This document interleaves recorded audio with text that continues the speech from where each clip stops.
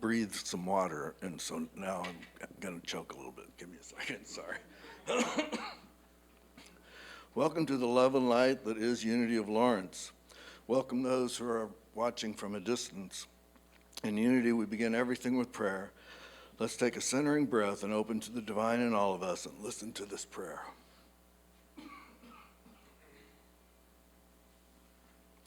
On this day, we dedicate our hearts to peace on earth. We appreciate everyone's spiritual journey and the abundant blessings bestowed upon us. In unity with all who seek to express freedom, joy, and transformation, we welcome our divine inheritance as creators. In harmony with the truth, we live to the best of our ability with a peaceful mind, a peaceful heart, and a peaceful spirit. And so it is. Amen. So sorry. Our chaplains are trained to hold sacred space and pray one-on-one if there's anything in your heart to be held in prayer. We invite you to see Holly after today's service at the front of the sanctuary. Our chaplains will also pray for you during the week. Fill out a prayer request slip and place it in the wooden box outside the office. Chaplains can also visit in times of need. Just let the office know. Remember, all prayers are confidential. And now, before going to Holly, I would like to ask Diane Silver to come. Thanks, John. Get a drink of water. Hey, we've all been there, all done that, and I've choked and coughed on the stage many times. I just wanted to say that, yes, all prayers are confidential. There is one exception, and that is when you fill out one of these little purple slips, and you check the box that says you want to have your names and the situation shared with the congregation at Sunday service. So we've had the first one of those, and this is a prayer request for Kara and Drew. They are looking for healing, divine order, and peace of mind. May we all hold them in our hearts and in the divine. May we fill them with love. May we fill them with healing, divine order, in the deepest, greatest, wildest peace of mind they can find. And so it is. Amen. Thank you very much. And now let's stand as you're able and join Holly in singing If It's to Be.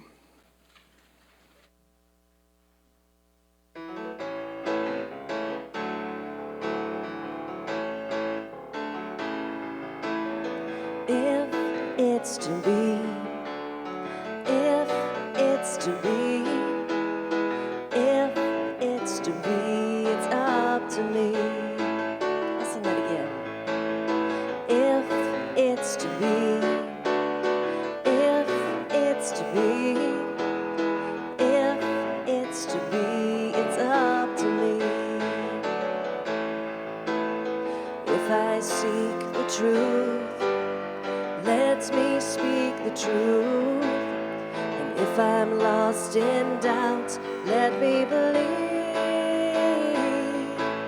'Cause I know I can be the change I want to see. So if it's to be, if it's to be, if it's to be, it's up to me. If I'm tired and stressed, let me stop and rest. And if I'm feeling hurt, let me forget. I know I can be the change I want to see.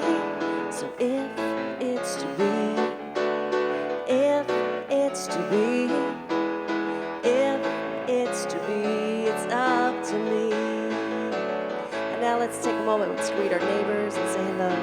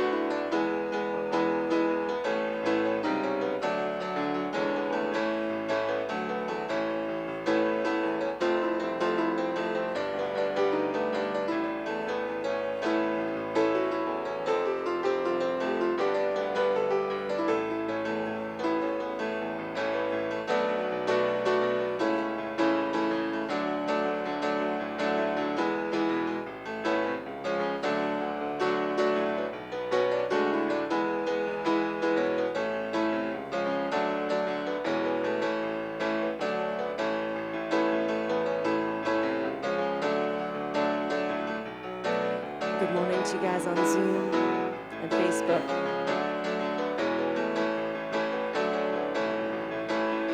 If it's to be, if it's to be, if it's to be, it's up to me.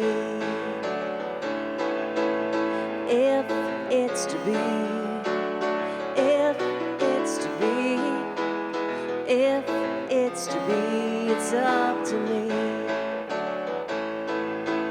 And if I dream of peace, let me be the peace.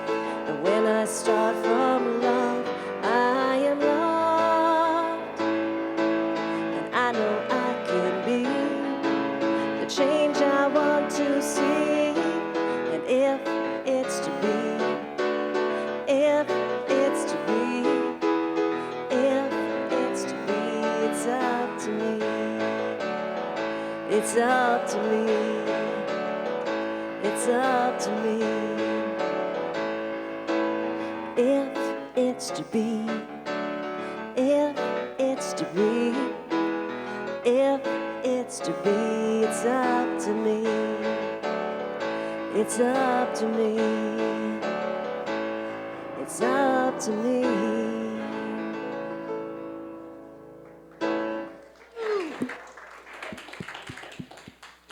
Thank you, Holly. And now it's time for our unity intentions. Please affirm with me unity's founding principle together. There is only one presence and one power in the universe and in my life, God, the source of all good. And now our Unity of Lawrence vision statement together. United in divine love and joy, we celebrate a peaceful and abundant world for all. And finally, our Unity of Lawrence mission statement together. We are a thriving spiritual community, sharing love, building bridges, and inspiring transformation. And now please welcome our special music guest, Jeremy Fackness.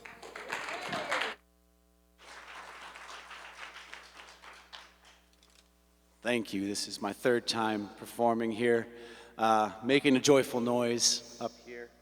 And I'm just so grateful to Holly for having me whenever I pass through town. I'm Jeremy Facknitz from Colorado Springs, Colorado.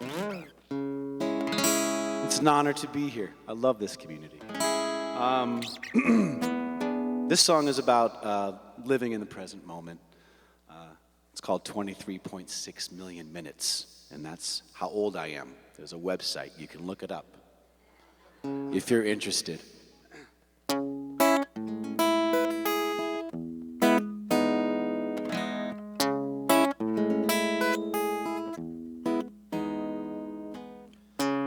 I've been alive for 23.6 million minutes. That's a real long trip, and I'm not even finished. If we average 40 million, can I assume there are more to come? I've been around for 23.6 million minutes, each one 60 seconds, but none of them the same. I recall the clocks in all my classes, ticking slow as molasses, spinning like a hurricane when I was having fun. But you can't bite off more than 1 minute at a time, and you can't stretch them out to forever. And these millions of minutes, nowhere near sublime if they're merely a unit of measure. Living will only allow the minute we're living right now.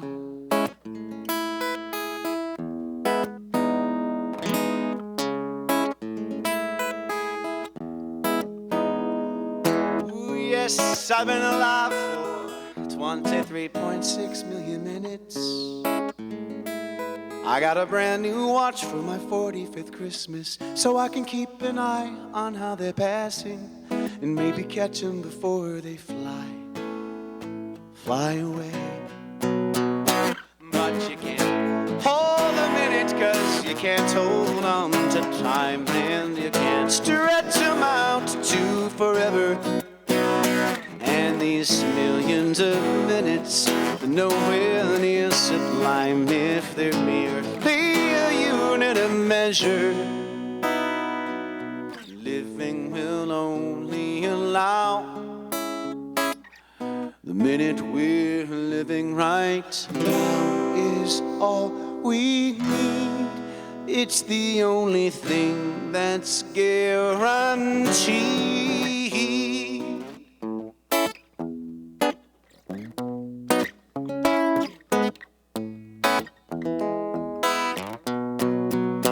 I know you can't hold the minutes 'cause you can't hold on to time, and you can't stretch them out to forever. And these millions of minutes are nowhere near sublime if they're merely a unit of measure.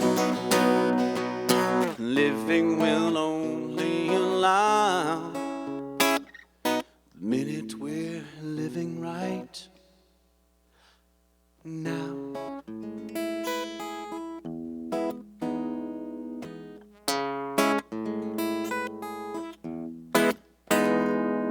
Thank you.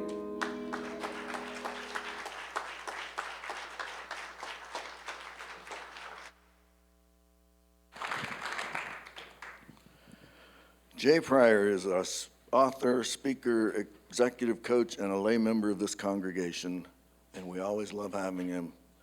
Welcome, Jay. Hey, everybody. Nope, went the wrong way. That's me. Okay, cool. Hey, everybody. Good morning. Good morning. Okay, before I get into this, I want to get myself here. I love your lyrics. The moment we're living in now is it's all we got, right? Right here and now. I loved those lyrics. So before I start, I am going to share with you an author that is one of my favorite authors of all time.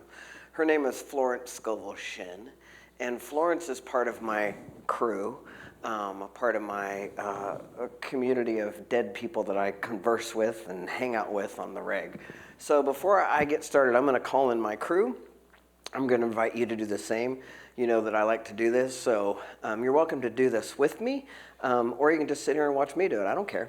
Do what you want. Because I'm going to do what I want. So the very first thing I like to do is I like to high five my guardian angel, and my guardian angel is right there. So I go high five to my guardian angel, and I high five to my spirit guides, and my spirit guides, and my spirit guides. And then I'm going to call in any and all beings that would like to be here. And I want to specifically invite Florence Scovel Shinn and all of the New Thought authors and teachers that have been schooling me for years from this point and from this place. Whew, come on in. Anybody you want to invite them in, because the room's filling up. So let's talk about Florence for a minute. Her name is Florence Scovel Shinn. I never know if I'm going the right way with this. Let me see. Dang it. Come on. It's got to go one way or the other, right? I know. Hit the slide for me, will you? Thanks. Florence Scovel Shinn, The Game of Life and How to Play It. Florence Scovel Shinn is a New Thought author and speaker and what I call the first life coach. So if you don't know this about me, I'm a life coach, and it is my absolute joy to have the job where I literally work with people to create whatever they want to create in their lives. And one of the first things we have to do sometimes is clear out the mess they have been creating, or get them really clear about what they want to create, and sometimes there's stuff to clear out. But I assert that Florence Scovel Shinn and some of the authors from the very beginning of the New Thought movement were the first life coaches. Because people would come to them, and they would come to them for a cure, right, or a treatment. But that cure or a treatment ended up being what they called speaking the word, which they would, for that person, speak for the highest good of all, this is going to happen to you.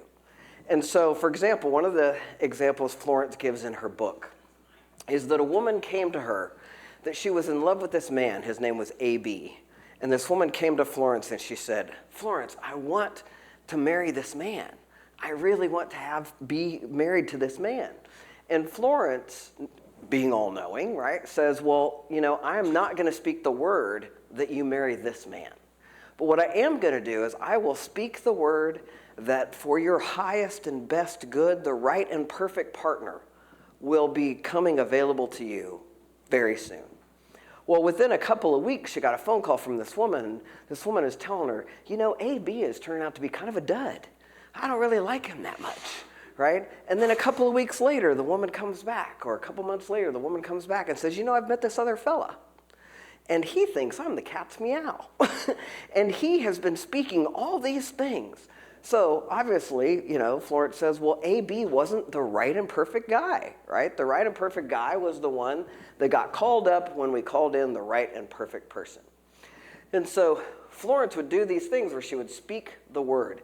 And back in the day, and I like to do this for my clients, and I say to them out loud, I am speaking the word that this is happening, right? When a client wants something and something's going on, I just did it the other day. I spoke the word for one of my clients that she has a job on the way where she gets to make a difference, make great money, and enjoy what she's doing. Right? I spoke the word. I'm 100% clear that that is on the way for that client. And when I'm speaking the word and I feel like in that vibe, I am 100% clear that that is happening. And I can tell you that I have spoken the word for people, and man, it's amazing when they come back to me and be like, Jay, you're never going to believe what happened. And I always say, I do believe it because I buy this stuff, right? So Florence tells us that the game of life, that many people think life is a struggle or a battle. And what she recommends and what she wants us to do is think of life as a game. And that if we can take the concept of life as a game, have the perspective of a game, number one, it becomes way more fun. But also, there's rules to the game, right? And if we just know what the rules are and know what the laws are, then life could be a lot less struggle. It'd be a lot easier.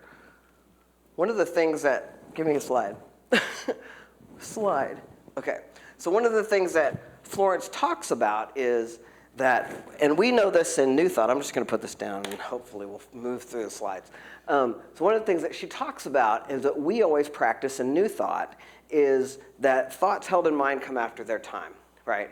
And basically what she does is she quotes the Bible saying, whatever you sow, what you sow, you reap. What you reap, you sow, right? So what you think about, you bring about.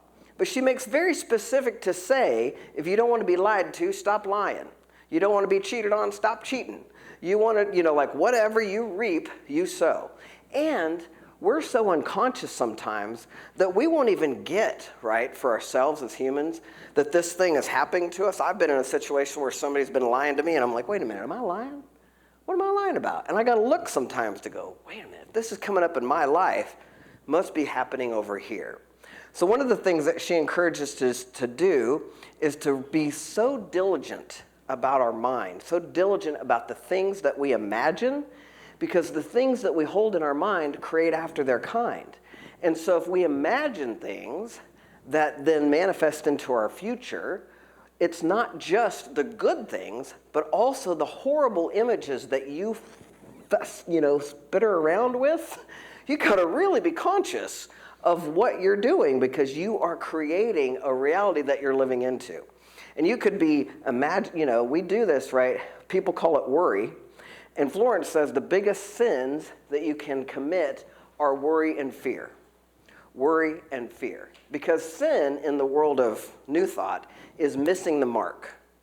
And when you're worrying and fearing, you are missing the mark of knowing that you are creating your own reality, right? That you are living your imagination into a future that you don't want. Give me a slide. Give me a slide. There we go. So Florence talks about the fact that there are three departments of the mind. First of all, for those of you who are, if you're not, haven't been doing New Thought or haven't been doing metaphysics for a while, please know that what Florence is talking about, all New Thought speakers are talking about, right?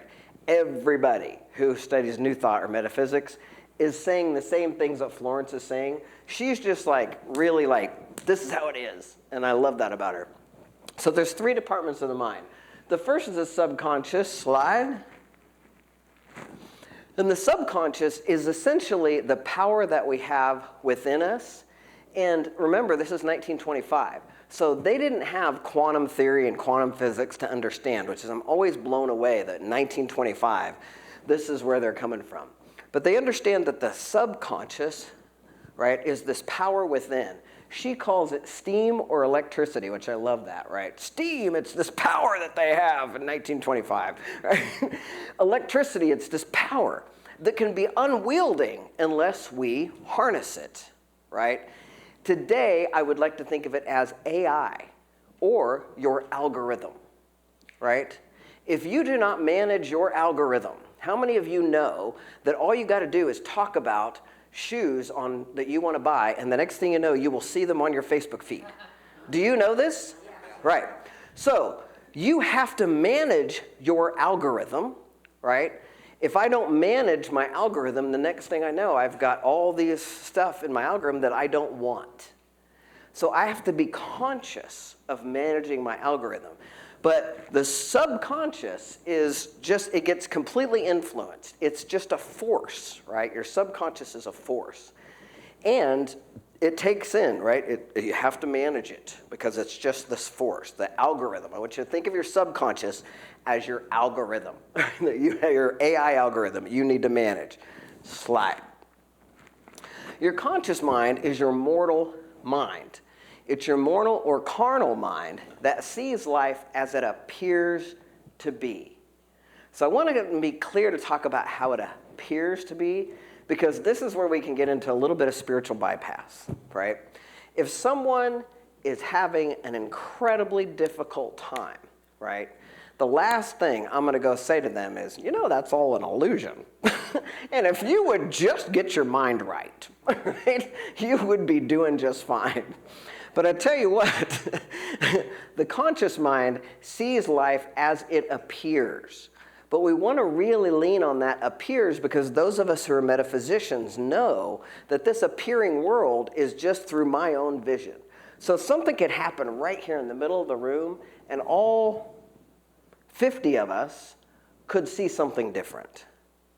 Because we interpret it through we would see this and we would see it how it appears to us.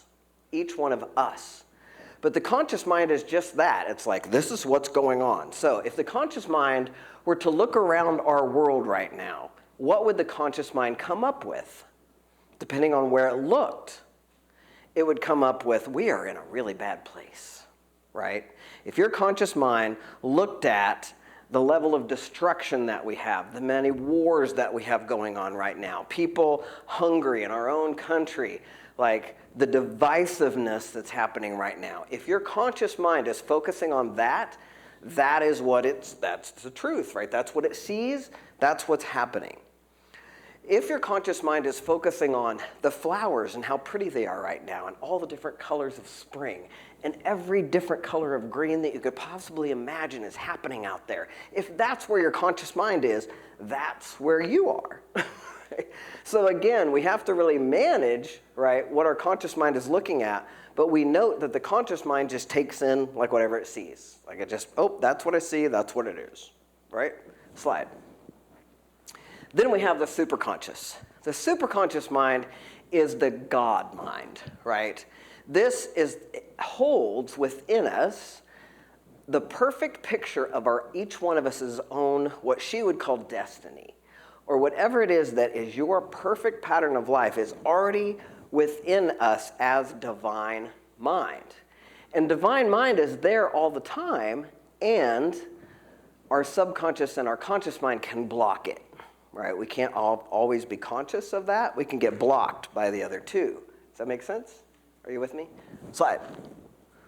Okay, so when we're speaking the words, right, we have to understand is that when our thoughts and our words that come out of our being, right, influence our conscious mind and seep down into our subconscious mind, so they give us the pictures that we're living into. They give us that movie that we're moving into all the time. And so this quote is one that she leans on very heavily. It's, by your words ye are justified, and by your words ye are condemned. So this is so important to get, because if in your words and your thoughts, things are always working out for you. You got good stuff coming to you all the time. You know that things are going to work out even if they're hard. If that is what you're speaking and thinking, then that is how your life goes. If by your words you are condemned, that's your words are justified, right? If by your words you are condemned, things suck in my life, everybody's mean to me, I never have enough money, I can't do this, blah, blah, blah, blah, blah, blah, right? Then that is the experience that you are living into, correct? So, this is all fantastic, and if it was this simple, wouldn't it be easy? We'd just be like, I could just focus over there and everything's good, right? Now here's something that Florence didn't really they didn't understand in 1925 that we know about today, and that's your nervous system. Our nervous system as human beings that goes from our, that vagus nerve that runs all the way, and all this nervous system and how it runs us. What we know now, and I've been reading a book recently by a woman by the name of Robin Goebel, and I'm not even through the book yet, so I'm letting you know that right now. I'm only telling you part of what I know. But I've been studying neuroscience for quite a while because I think it's so important to understand that we have this brain that can take us offline in a second. And the reason it can take us offline is because, again, the subconscious takes in the conscious mind, but the subconscious has been taking in your conscious mind since you were a baby. So if you've had trauma in your life or you have something happen, it runs down and stays in that conscious mind, and I assert stays within your body also. And so part of what we have to really understand to manage is how the nervous system works and where our nervous system is at all times. So what I love about Robin Goebel is she's given me new language about the nervous system, and she talks about three different areas, three different ways that the nervous system goes. It's either an owl brain, and owl brain is when we're in our executive function place, right? This is your right and left prefrontal cortex. Where in our owl brain, we have executive functioning happening. We can focus, we can reason, we can think well, we're all good. Or, so we're in our owl brain.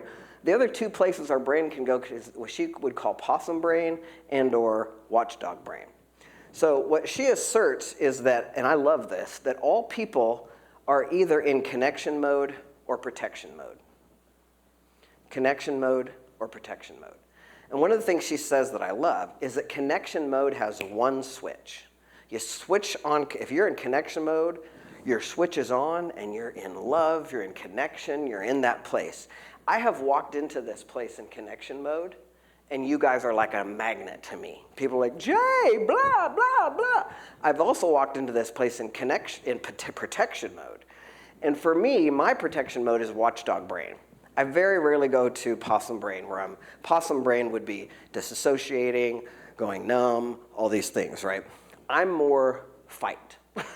We used to call it fight, flight, freeze, or fawn. This is what I'm talking about. I'm a fighter. So the minute that I think I'm afraid, one of the first things I do is jump up and fight. And to the degree that I will embarrass myself in public, if I'm not kidding, I have embarrassed myself in public even recently by being in my watchdog brain. So my whole life being in watchdog brain, my watchdog brain has really I've done some stuff. I've hurt some people because I'm jumping up ready to fight. And it's been such a gift, right, to get this book to understand that we have to have compassion for all of it. Now, you know that I'm constantly practicing self-compassion and believe that compassion for ourselves is part of my spiritual practice and what I want you to practice too. What I've really started to have a new revelation for around myself is that all these modes of my watchdog brain are all about keeping me safe. Now, I've known this forever, and I've talked about this, how we're wired to keep ourselves safe. But I have a whole new level of understanding of that, and I'm still working through it. But what I get for myself is that whenever I'm in my limbic system, something scared me, right, and I jump up to fight, I'm in my subconscious mind is like kicked up something that I've taken in my conscious mind as something to be afraid of. So something in my conscious mind comes up and I'm afraid, and then therefore my subconscious kicks in and I'm like, oh, I'm gonna kick your ass, right? Because that's who I am. And so it takes something for me to be able to let that go, right? Get that out of here. Two things have to happen for me. My cortisol has to calm down and my nervous system has to slow down. And so while the New Thought authors did not have this language of our nervous system and be able to manage our nervous system, they did know that there are times when it gets so dark that it is almost impossible to what they call cast the burden. So first of all, I do know that I only have 20 minutes with you, and I'm committed to only taking 20 minutes. I wish I could download this whole book to you over and over again. But I'm hitting the highlights because I got 20 minutes. But I feel like casting the burden in this book, Florence talks about casting the burden on to your higher consciousness, to your superconscious brain, the God brain, right?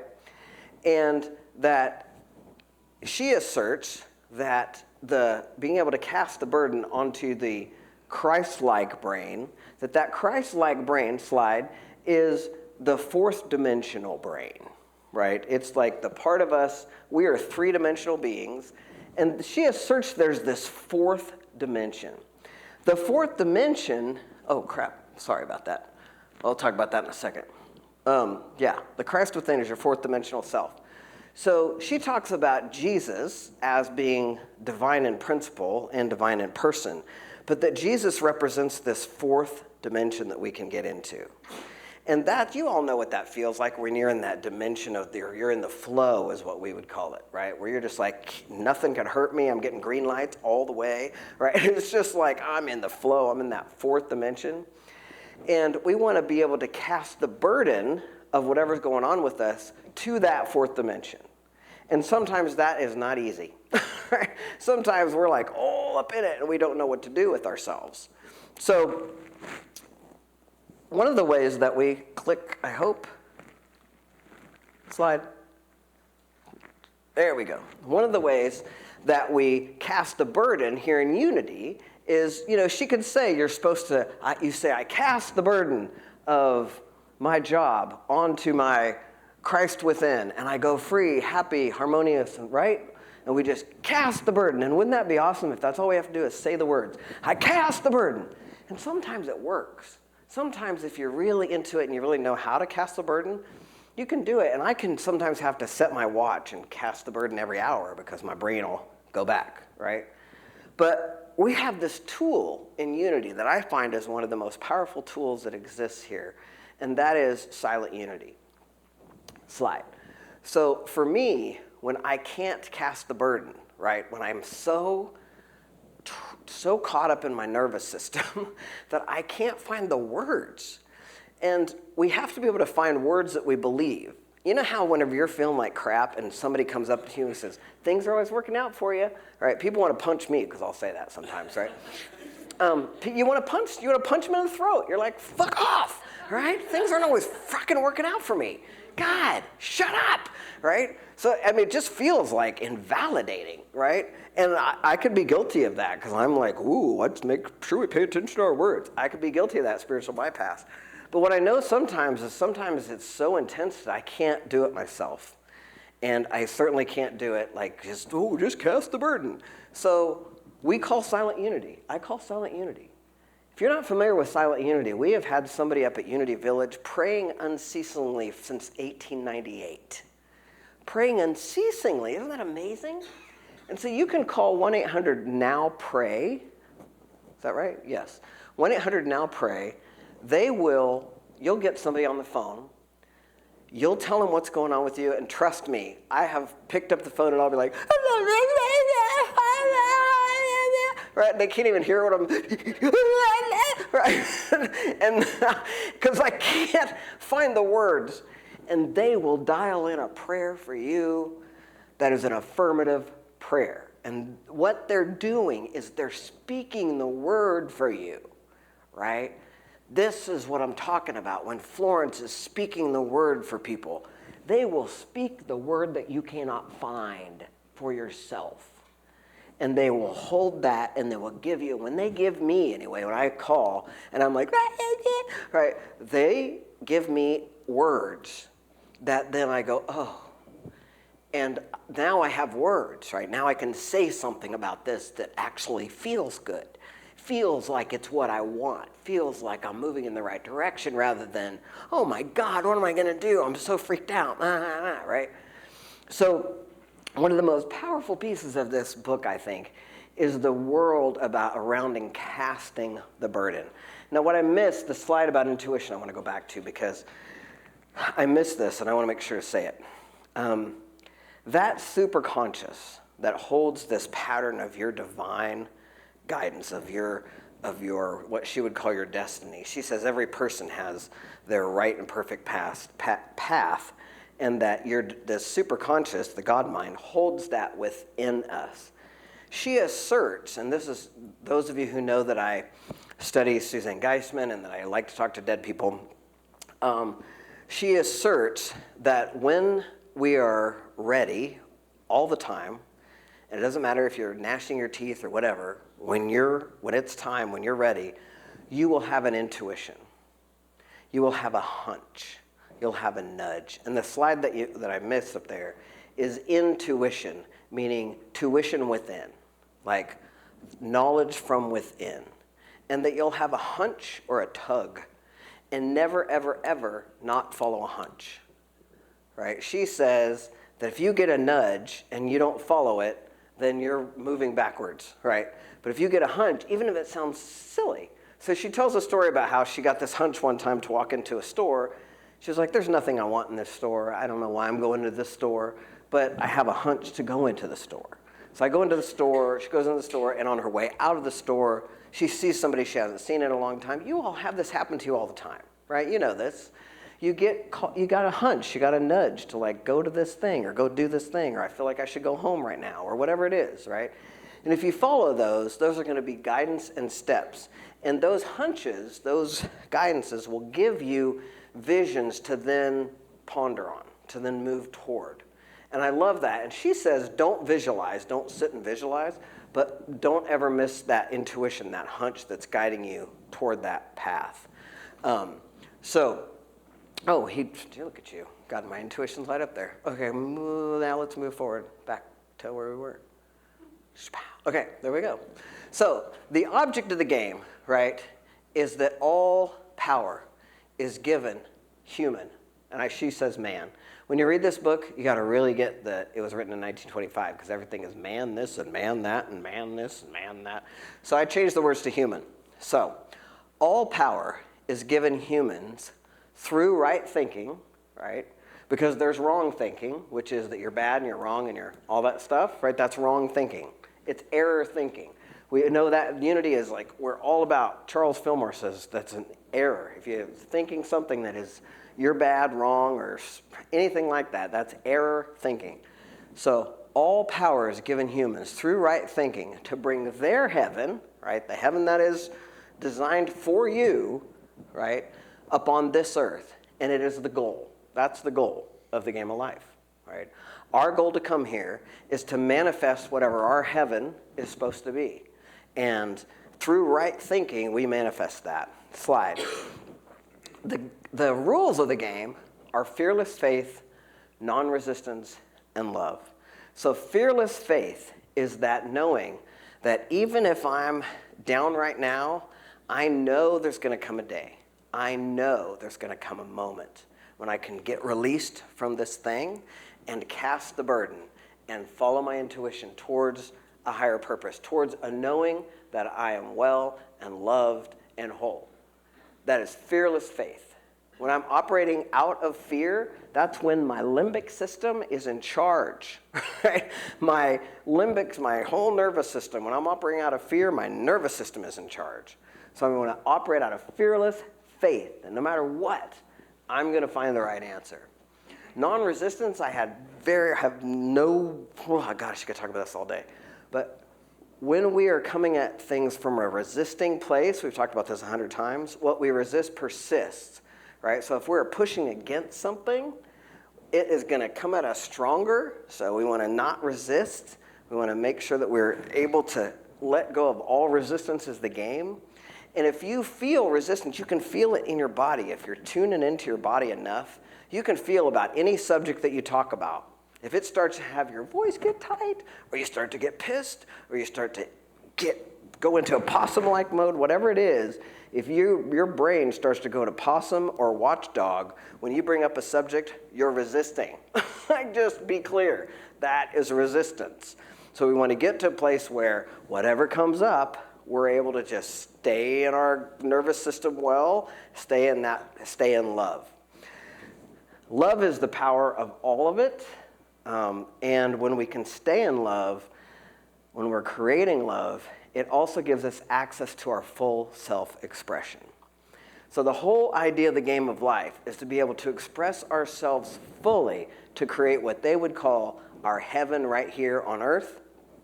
And in order to do that, the biggest focus we always want to get back to is love. And I just called it connection before. So I want to remind it, because for me it's a powerful tool to notice. I'm either in connection or I'm in protection.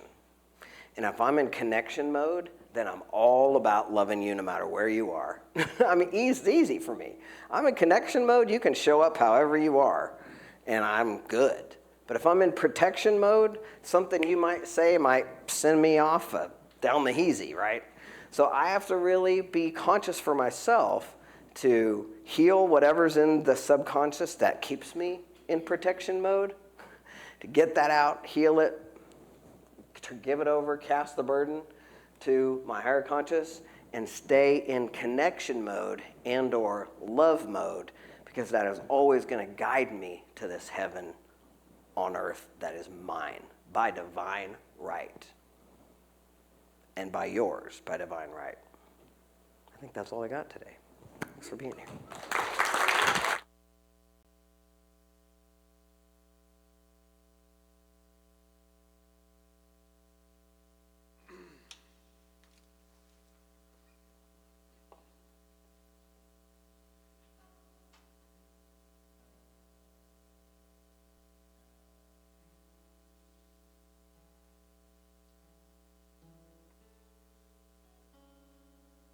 I tune because I care.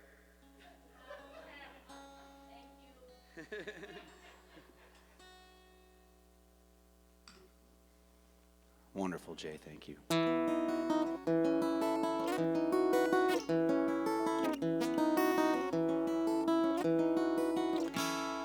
Some say guilt and shame are different sides to a coin that hardly ever pays. And when I'm off the rails, I can feel its heads and tails tugging on my heart in separate ways. Guilt is what you feel for what you've done. Shame is what you feel for who you are.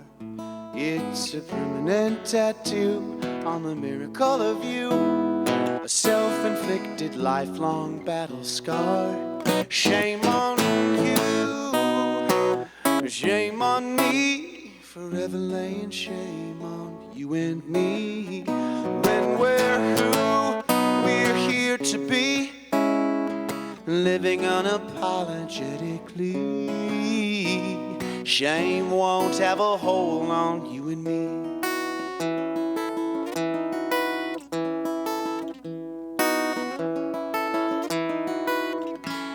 For many years I found it hard to move, stuck inside a mold I couldn't break. There was nothing here worth seeing, just a less than human being, unable to forgive his own mistakes. But eager minds are bound to find regrets, and beating hearts are gonna pay some tolls. Good and bad must coexist, and this mosaic of existence is no excuse for torturing our souls. Shame on you, shame on me, forever laying shame on you and me. When we're who we're here to be, living unapologetically. Shame won't have a hold on you and me. And when it grabs us by the hand, well, it's good to know that all we ever have to do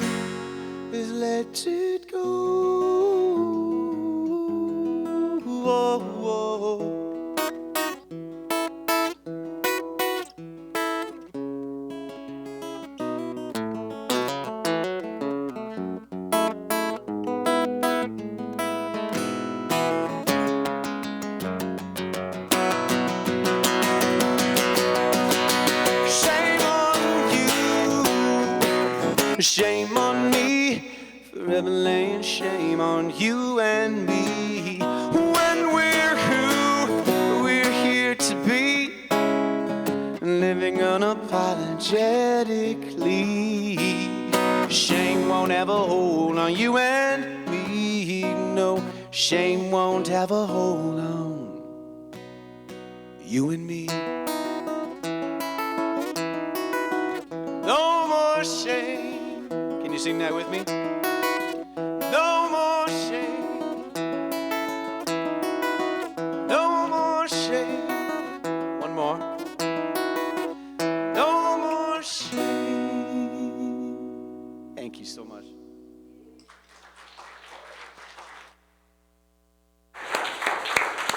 No more shame.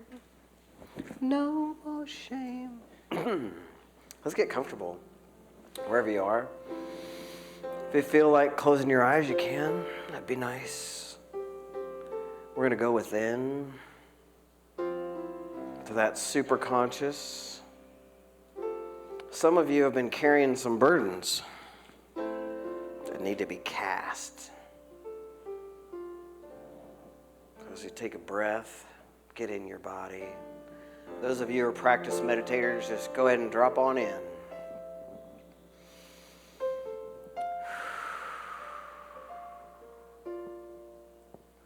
I want you to imagine a bright, looks lavender to me right now, a light above your crown chakra, pouring into your crown chakra, melting down over your head. It's pouring down into your brain, to that pineal gland that we all know. And then over your face, over your third eye chakra, down over your nose and eyes and mouth. I want you to imagine that light like it's warm, like stepping out of the shade into the sun, coming down over your shoulders, down your throat, around your throat chakra, coming down into your heart. Your heart chakra, the place where spirit, body meets. I just want you to sit there in your heart for a minute and be safe. I want you to know that you're safe.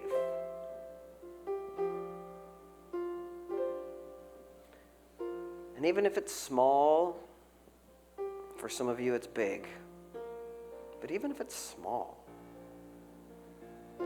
I want you to say the words in your mind that you're giving up that burden today. You can take it back when you leave here if you want. But for this now moment, in this now moment, we are casting off that burden, giving it over to our higher, best, superconscious self, that fourth dimension that Jesus lived and moved and had their being. It is the truth of who we are.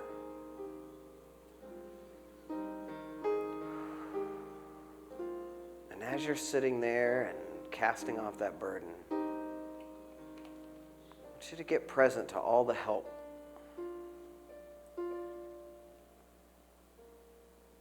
All the help that you have. This help comes in actual humans, people who've moved on, angels, guides, light beings.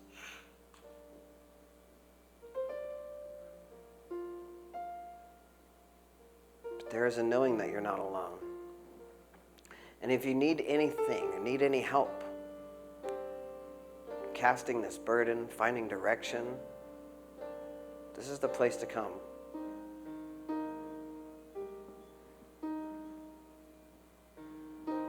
You You can ask for help, or you can just sit here grateful and blessed. You have the power within you to bless your life, to create abundance, happiness, and full self-expression. That is the power that lives within you. As you sit in that heart chakra, we'll get present to that power in the silence.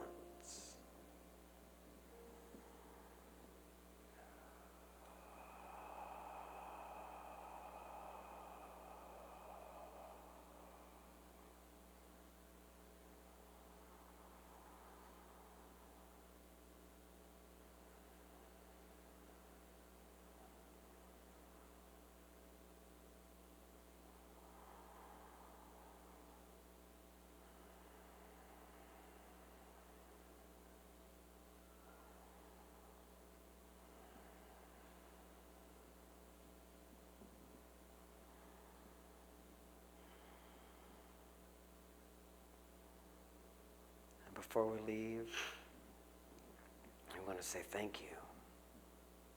Thank you, God. Thank you, God. Thank you to all the help that you have. Thank you to this deep knowing that we have, we come to every Sunday, every time we engage with one another. This knowing of ourselves is pure love, pure light. And when we are in this now moment, that is all you are. And it's all we have. So this week we practice being in the moment. And if we need help, we know we can cast the burden. As we stay in this moment, we follow those hunches, follow that inner knowing, that intuition that all of you have to create a week that is full of joy and full self-expression. And so it is. And I have spoken the word. Namaste.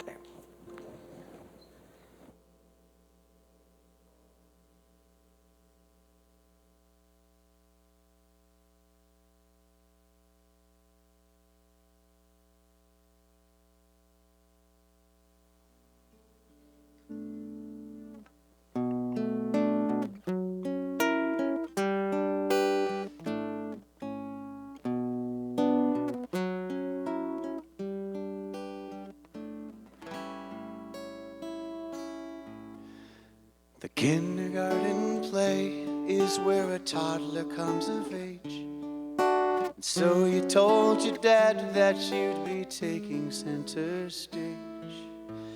He lit up like the moon, his smile came unfurled.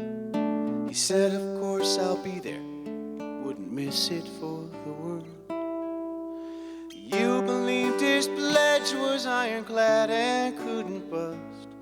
Before so many shattered and you lost your sense of trust. But in that precious moment, you couldn't feel much higher. The promise when you're 5 years old is all that you require.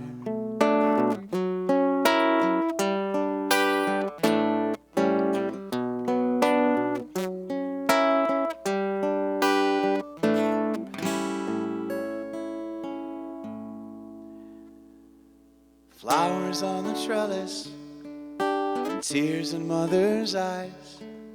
Bridesmaids matched in dresses, more than half of them despise. A dinner fit for harvest with a cake that's 4 feet high. Nothing lasts forever, but you vow you're gonna try. You overheard a whisper between the first and second course, how the best will have their troubles while the rest end in divorce. But in that precious moment, you owned every soul's desire, 'cause the promise on your wedding day is all that you require. Ooh, ooh, ooh.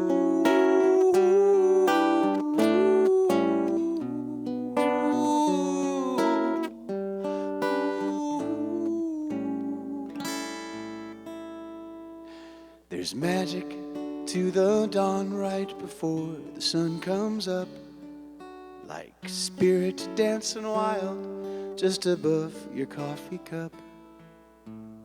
A brief and sudden shiver as you step outside the door, shaking off the thoughts that kept you up the night before. You held yourself to others, tossed and turned till you fell flat, but you broke free from your covers and stood up to all of that.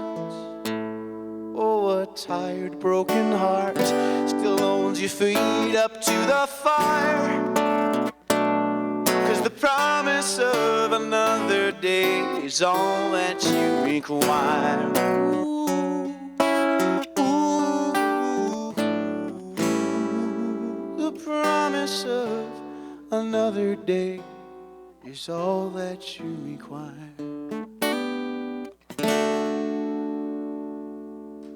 Thank you.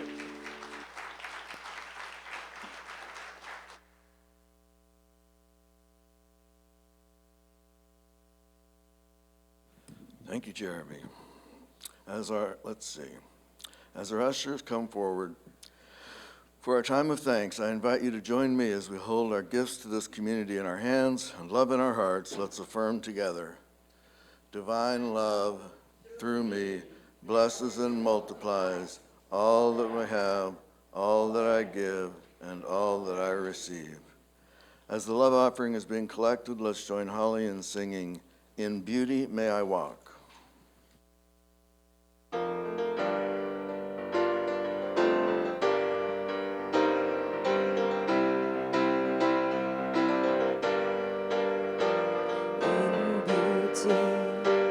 May I walk all day long? May I walk through the seasons? May I walk? May I walk in peace? May I walk in peace? May I walk? May I walk? May I walk? May I walk? May I walk? May I walk? May I walk in peace? May I walk in peace, in joy? May I walk in joy? May I walk in stillness? May I walk? May I walk in peace?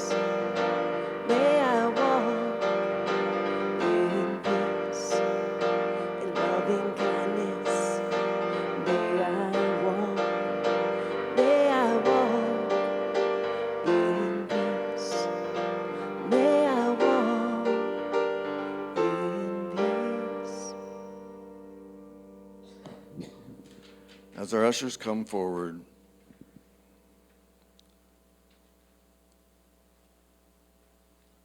this is our prayer for a time of thanks. Please listen.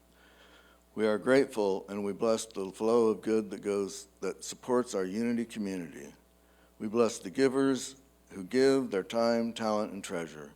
We stand in the knowing that the flow of good goes forth only to return again and again, and so it is. Amen. Now time for opportunities. A special welcome to our guests today. Thank you so much for joining us. For more information about Unity of Lawrence and the Unity Movement, please pick up a welcome packet in the foyer. Sunday Lunch Bunch is meeting at Big Mill, 900 Mississippi Street. Everyone is welcome. Remember, open meditation is Tuesdays at 6:30 p.m. right here. The Men's and Those Who Identify as Male Fellowship Group continues Thursdays at 7 p.m. This month will be our time to donate to our local food pantry, Just Foods. Pick up a few extra items, bring them to the church, and deposit them in the barrel or in the foyer. Let's support a very important food resource for our community. A list of suggestions is in the foyer. The barrel will be picked up on May 31st. Remember, if you're interested in singing in a choir, please sign up in the foyer. We are looking forward to performing at our Christmas Eve service and possibly earlier in the fall. We have a survey for women and those who identify as women in the foyer. We are gauging interest in a women's group and when it could meet. Please see Nancy Layers, sorry, I can't pronounce your last name. If you have any questions. Join us next Sunday as Kelly Hunt will bring special music and message, Decoration Day. Now it's time to rise as you can and join us in the peace song.